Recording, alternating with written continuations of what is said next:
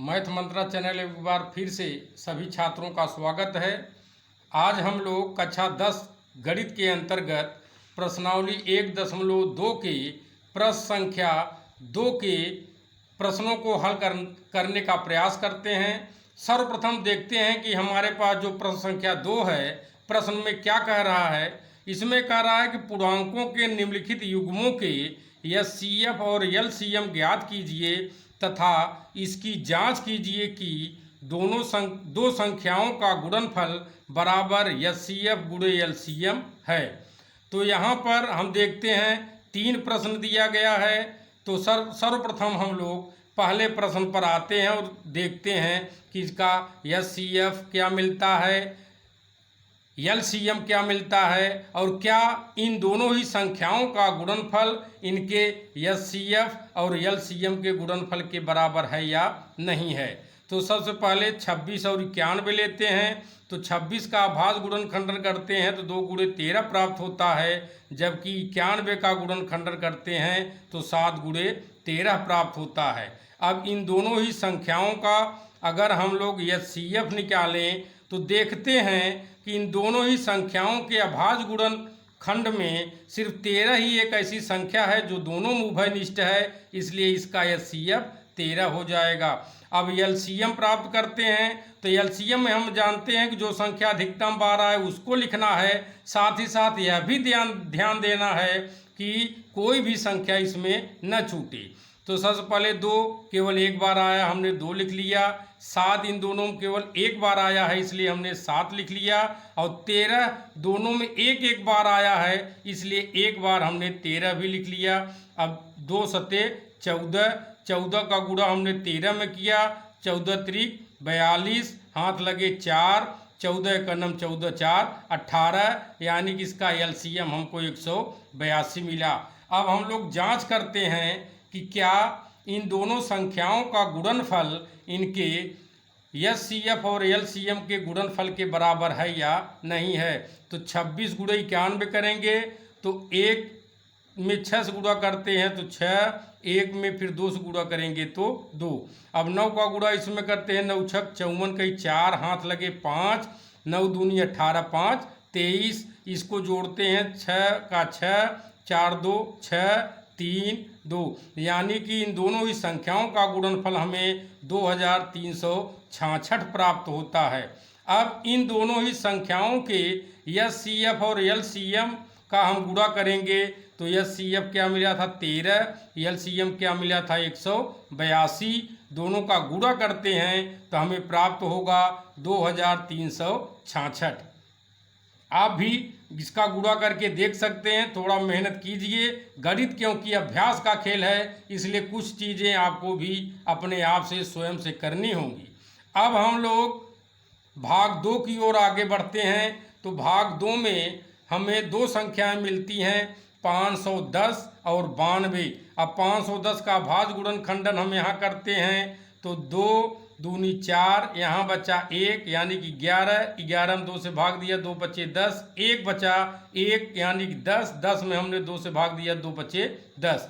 अब 255 में हम 3 से भाग देते हैं, 3 अठे 24 और यहाँ बचा 1 यानी 15, 3 बचे 15। अब 85 में हम 5 से भाग दे रहे हैं तो 5 एकन्नम 5, यहाँ बचा 3 यानी कि 35, 5 सते 35। अब 17 अभाज्य संख्या है, इसलिए 17 से ही विभाजित होगा। 17 एकन्नम 17 हमको प्राप्त हुआ। अतः 510 का अभाज्य गुणनखंडन हमको मिला 2 गुणे 3 गुणे 5 गुणे 17। अब 92 का अभाज्य गुणनखंडन करते हैं तो 92 में क्योंकि अंत में सम संख्या है 2 से अवश्य कटेगा तो 2 चौके 8, 1 बचा 12, 2 छंग 12। अब फिर से अंत में सम संख्या है 2 से कटेगा, 2 दूनी 4, 2 तिहाई 6। अब 23 क्या है, अभाज्य संख्या है, 23 मात्र 23 से कटेगा, इसलिए 23 एकन्नम 23। इस तरीके से 92 का अभाज्य गुणनखंडन हमको मिला 2 गुणे 23। अब इन दोनों ही संख्याओं का एचसीएफ हम ज्ञात करते हैं। और देखते हैं कि कितने दोनों ही संख्याओं के अभाज्य गुणनखंडन में कौन कौन सी संख्याएं हैं जो उभयनिष्ठ हैं। तो केवल एक दो है, दो जो दोनों में मिल रहा है, इसलिए इसका एचसीएफ 2 होगा। अब एलसीएम की ओर आगे बढ़ते हैं तो हम देखते हैं कि यहाँ 2 बार 2 आया है तो हमने 2 बार लिख लिया, एक बार 3 आया है तो एक बार 3 लिख लिया, एक बार 5 आया है तो एक बार 5 लिख लिया, एक बार 17 आया है तो एक बार 17 लिख लिया, जबकि एक बार 23 आ रहा है इसलिए एक बार 23 लिखा गया। और इन सब का गुणा जब हम करते हैं तो हमको मिलता है 23,460। अब हम यह जांच करते हैं कि क्या इन दोनों ही संख्याओं का गुणनफल इनके एचसीएफ और एलसीएम के गुणनफल के बराबर है या नहीं है। तो चलिए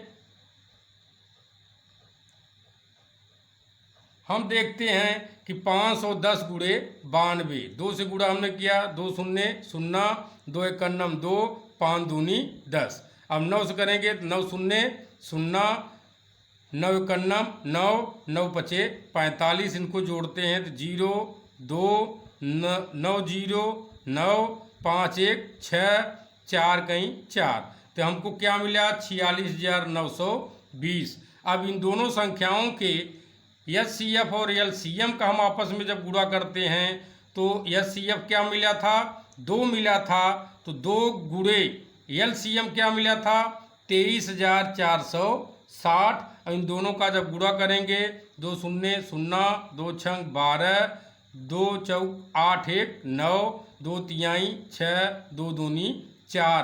तो इस प्रकार हम देखते हैं कि इन दोनों संख्याओं का एचसीएफ और एलसीएम का जब गुणा किया गया तब भी हमको 46,920 प्राप्त हुआ। अतः हम कह सकते हैं कि दो संख्याओं का गुणनफल संख्याओं के एचसीएफ और एलसीएम के गुणनफल के बराबर होता है। अब हम लोग प्रश्न 2 के तीसरे पार्ट पर आगे बढ़ते हैं। तो दो संख्याएं हमको मिलती हैं 336 और 54। 336 का जब हम अभाज्य गुणनखंडन करते हैं तो सम संख्यांत में है, 2 से अवश्य कटेगा, 2 एकन्नम 2, यहाँ बचा 1 13, 2 छंग 12, 1 बचा 16, 2 अठे 16। अब फिर से 2 से भाग जा सकता है तो 2 अठे 16, 2 चौक 8, पुनः 2 से भाग देंगे तो 2 चौक 8, 2 दूनी 4, पुनः 2 से भाग जा सकता है क्योंकि अंत में सम संख्या है तो 2 दूनी 4, 2 एकन्नम 2। अब 3 से भाग देंगे, 3 सत्ते 21। अब 7 अभाज्य संख्या है तो 7 एकन्नम 7। इस तरह 336 का अभाज्य गुणनखंड हमको मिला 2 गुणे 2 गुणे 2 गुणे 2 गुणे 3 गुणे 7। अब 54 का अभाज्य गुणनखंडन करते हैं तो हमको मिलता है 2 दूनी 4, 2 सत्ते 14, 3 नवा 27। अब 3 त्रिका 9, 3 एकन्नम 3। तो इस तरीके से 54 का अभाज्य गुणनखंडन हमको मिला 2 गुणे 3 गुणे 3 गुणे 3। अब देखते हैं इन दोनों ही संख्याओं का एचसीएफ क्या मिलता है। तो दोनों संख्याओं के अभाज्य गुणनखंडन हम देखते हैं कि 1 2 दोनों में कॉमन है जबकि 1 3 दोनों में कॉमन है, इसलिए 2 गुणे 3 बराबर 6। हमको दोनों ही संख्याओं का एचसीएफ क्या मिला 6 प्राप्त हुआ। अब हम लोग दोनों संख्याओं का एलसीएम ज्ञात करते हैं। तो इसमें देखते हैं 4 बार 2 आया है, सर्वप्रथम 4 बार 2 लिखते हैं, फिर 3 बार हमको 3 मिला है इसलिए 3 को 3 बार लिखते हैं। अब 7 केवल 1 बार मिला है इसलिए हम 7 को 1 बार लिखते हैं। अब इन सभी संख्याओं का जब हम गुणा करते हैं तो हमको प्राप्त होता है 3024। अब हम लोग जांच करते हैं कि क्या 336 और 54 का गुणनफल इन दोनों ही संख्याओं के एचसीएफ और एलसीएम के गुणनफल के बराबर है या नहीं है। तो सबसे पहले 336 में 54 का गुणा करते हैं। 4 छंग 24, हाथ लगे 2, 4 तिहाई 12 2 14, हाथ लगे 1, 4 तिहाई 12 12 1 13।